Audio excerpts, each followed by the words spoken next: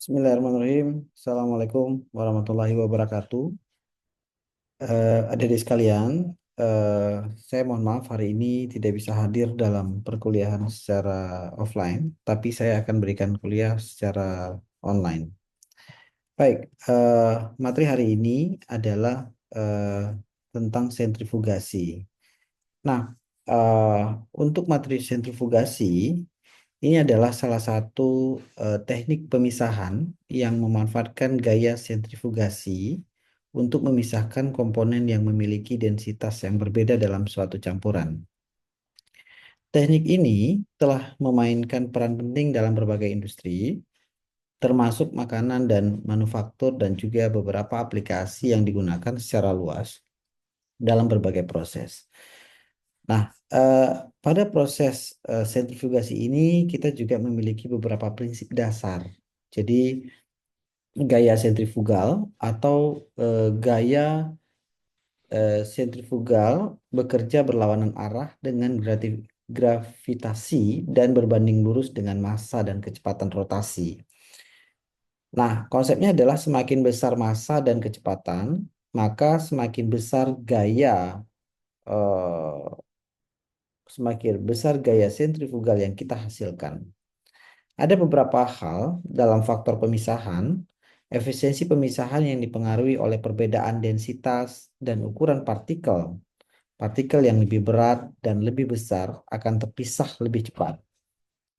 Nah, kalau kita lihat pada konsep fisika sentrifugasi, kita ada eh, memiliki rumus gaya sentrifugal yaitu di mana gaya kali massa kali mega kuadrat R dan F adalah gaya, M adalah massa, eh, W omega ini adalah apa namanya kecepatan sudut atau R dan radius rotasi.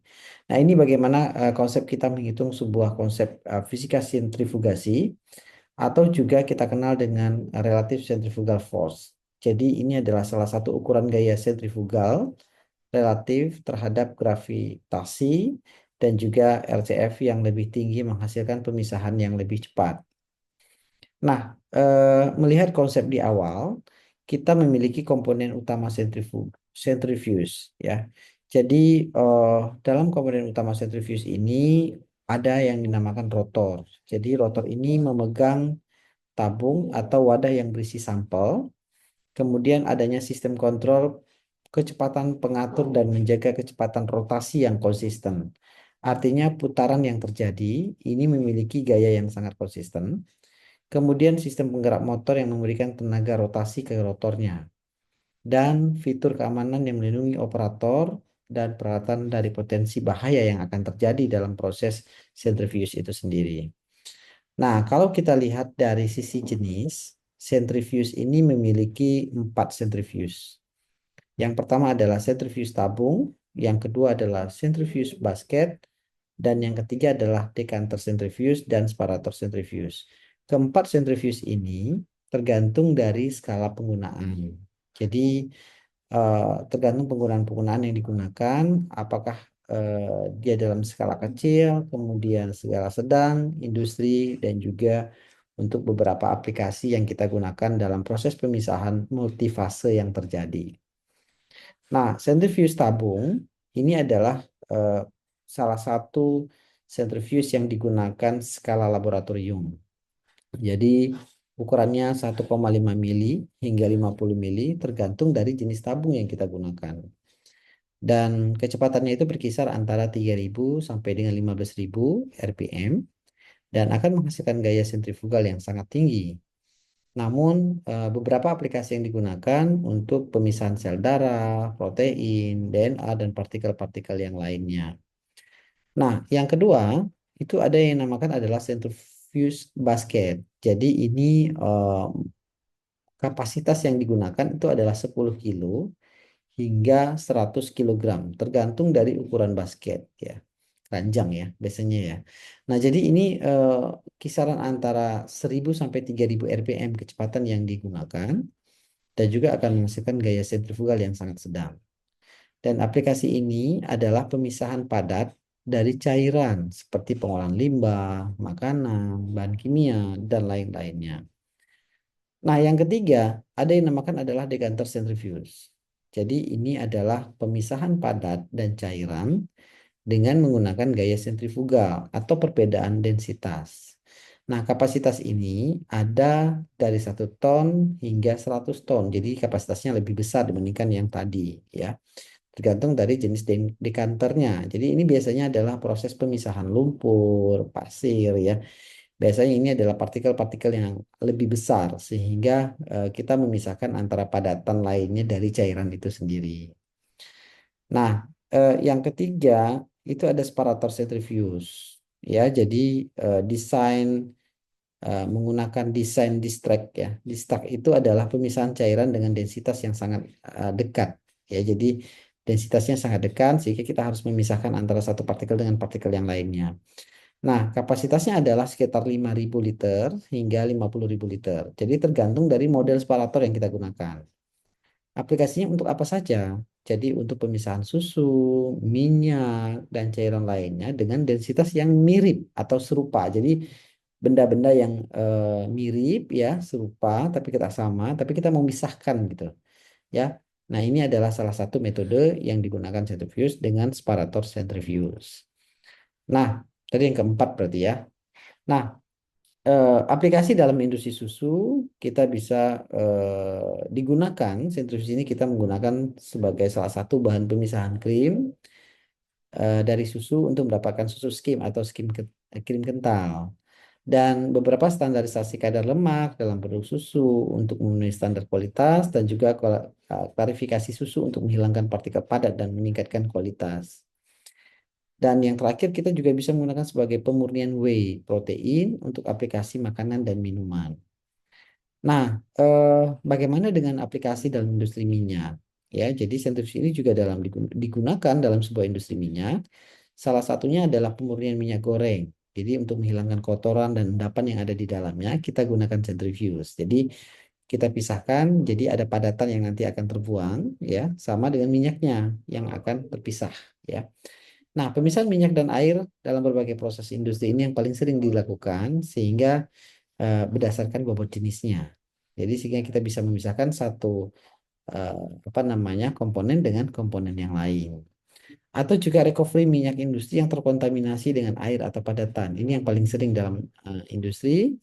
Dan yang terakhir adalah pengolahan limbah berminyak untuk memisahkan minyak dan air, ya, supaya dia tidak terkontaminasi, tidak terganggu karena nanti kalau air yang akan dibuang ke alam itu akan merusak biota-biota laut yang ada di biota laut atau biota-biota sungai dan sebagainya karena adanya limbah tersebut. Nah, aplikasi dalam industri minuman ini biasanya kita gunakan dalam klarifikasi jus buah, ya. Bagaimana kita menghilangkan pulp, kemudian meningkatkan kejernihan, ya. Atau juga pemisahan pulp dari jus buah untuk mendapatkan jus yang jernih. Jadi kita butuh tidak ada kotoran ataupun partikel-partikel yang lebih besar yang kelihatan dengan mata. Jadi kita bisa gunakan dengan dalam konsep ini. Nah, yang ketiga, pemurnian minuman fermentasi untuk menghilangkan endapan padatan dan meningkatkan yang pasti adalah meningkatkan kualitas dari si minuman itu sendiri. Beberapa recovery flavor, kompon dari bahan makanan dan minuman yang digunakan, ya. Aplikasi dalam bioprocessing, hal ini juga digunakan dalam proses pemisahan biomasa seperti sel, virus, dan bakteri dan dari cairan, serta recovery protein dari campuran biologi seperti enzim dan antibodi dan sebagainya. Nah, isolasi enzim yang kita gunakan dalam berbagai proses industri juga beberapa peneliti para ahli juga menggunakan sebagai pemurnian vaksin untuk menghilangkan kontaminan dan meningkatkan kemurnian dari sebuah proses yang dilakukan. Apa saja parameternya dalam sebuah centrifuge? Jadi sebenarnya tingkat kecepatan untuk memaksimalkan pemisahan dan meminimalkan kerusakan sampel. Jadi kecepatan dari sebuah sentrifuge ini adalah salah satu hal yang sangat dibutuhkan sesuai dengan produk apa yang harus kita lakukan. Kemudian yang kedua, lamanya, berapa lama kita bisa mensentrifuge sebuah sampel, ya. Jadi tergantung dari pemisahan yang kita inginkan. Dan yang ketiga, temperatur operasi. Jadi temperatur ini digunakan untuk menjaga kualitas sampel, menjaga kerusakan, dan sebagainya. Ini kita bisa lihat pada parameter operasional. Dan optimasi dalam proses centrifuge, kita juga harus memikirkan bagaimana efisiensi pemisahan, meningkatkan efisiensi pemisahan ini dengan cara memilih parameter atau operasi yang optimal. Jadi waktu dan tingkat kecepatan sangat menentukan sebuah efisiensi pemisahan. Yang kedua, konsumsi energi. Justru ini untuk efisiensi dan juga mengoptimalkan konsumsi energi dengan memilih desain dan teknologi yang efisien sehingga produk yang kita inginkan, produk yang akan kita uji itu adalah sesuai. Yang terakhir ada yield product. Jadi untuk meningkatkan sebuah hasil produk dengan meminimalisasi kehilangan-kehilangan yang terjadi pada proses pemisahan. Hal ini sering terjadi karena ketika kita sebelum melakukan dan sesudahnya pasti kita akan menghitung nilai ataupun produk yang kita uji sehingga kita meminimalisasi artinya mengurangi hal-hal penyimpangan ataupun kehilangan-kehilangan yang terjadi pada proses pemisahan tersebut. Nah, dari semua hal ini, sebuah metode centrifuge dan juga alat centrifuge ini juga harus memiliki penetapan protokol operasional karena risk terhadap kecelakaan sangat tinggi dan juga biasanya pada centrifuge ini menggunakan sistem interlock atau mencegah operasi yang tidak aman dan penanganan material berbahan dengan hati-hati dengan menggunakan alat pelindung diri. Dan untuk pelatihan operator juga perlu dilakukan karena untuk memastikan bahwa si operator paham betul terhadap penggunaan centrifuge dan juga penerapan terhadap prosedur-prosedur keselamatan. Apa yang terjadi? Apa yang sering terjadi dalam proses centrifuge ini? Yang pertama adalah masalah umum. Jadi biasanya bendanya, alatnya tidak seimbang atau terjadi kebocoran atau kerusakan motor atau kesalahan kontrol dan sebagainya. Hal ini menjadi sebuah problem atau troubleshooting, ya.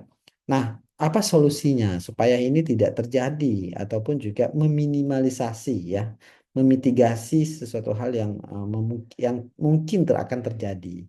Nah, yang pertama adalah pemeriksaan rutin. Kemudian yang kedua pergantian komponen yang rusak dan juga beberapa perawatan insentif yang dilakukan. Hadirin sekalian, sebuah tren teknologi terbaru terhadap proses sistem pembersihan otomatis, memudahkan perawatan, dan mengurangi waktu henti. Dan hal ini juga sudah dilakukan dan banyak dilakukan beberapa media ataupun alat-alat sentrifuge yang modern sudah memiliki sistem kontrol yang cerdas. Jadi optimasi kerja yang efisiensi, sudah bisa menghitung bagaimana efisiensinya, bagaimana optimasi yang harus kita lakukan terhadap produk yang kita inginkan. Kemudian juga desain hemat energi ini mengurangi konsumsi energi dan biaya operasional. Dan satu lagi teknologi yang tren yang saat ini sedang berkembang dan juga kita sudah lakukan pemantauan jarak jauh untuk kontrol dan pemeliharaan yang efisien. Baik, kita lihat dari sebuah sisi aspek ekonomi. Ketika kita menggunakan centrifuge dengan berbagai metode, dengan berbagai model dan sebagainya, kita memiliki biaya pembelian centrifuge, instalasi, pelatihan operator dan sebagainya. Ini perlu kita hitung karena dan biaya operasionalnya juga kita butuh melihat biaya energinya berapa, perawatan dan bahan-bahan habis pakai yang kita gunakan.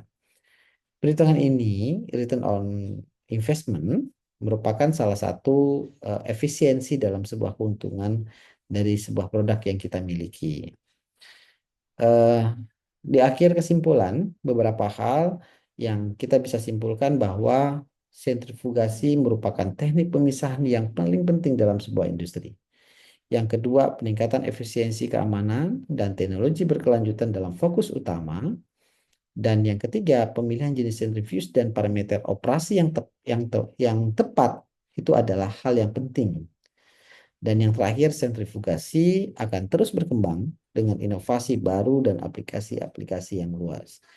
Jadi saya kira ini adalah materi yang saya sampaikan secara umum. Nanti ada beberapa hal saya akan sampaikan juga dalam bentuk teori yang lain tentang sentrifugasi. Jadi ada beberapa hal yang paling penting, jenis dari sentrifugasi itu sendiri, kemudian penggunaan sentrifugasi itu, dan juga optimasi terhadap kecepatan dan juga waktu untuk bisa menghasilkan produk yang efisien.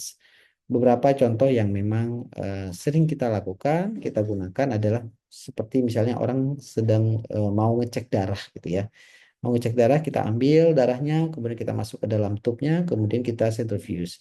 Sehingga beberapa partikel yang ada di dalamnya akan memisahkan antara sesuatu yang padatan dan juga cairan.